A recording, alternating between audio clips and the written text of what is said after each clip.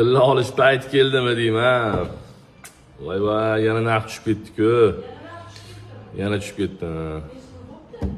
Endi hozir olib qolishimiz 950 gacha bo'lyapti. Endi sotishimizni nimadir qilish kerak endi. Kecha $91 dan sotuvdim. O'zi $91 arzon-da.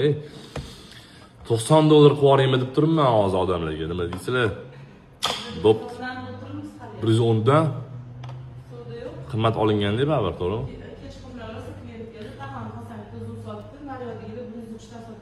Biz 3dan? Hamma biz 3 sotayotganda men 1.100.000 so'mdan sota olmaymanmi? Ne sota olmayman? Sotaman ana sizlar uchun.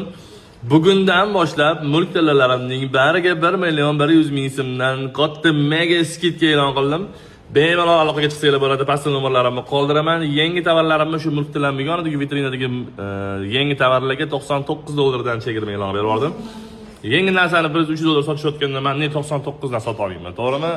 Xullas, kuzatib boringlar, bundan deb yaxshi narsalarni xabarlarni yetkazib boramiz. Kun mobaynida xayrli kun do'stlar. Sog' bo'lasizlar.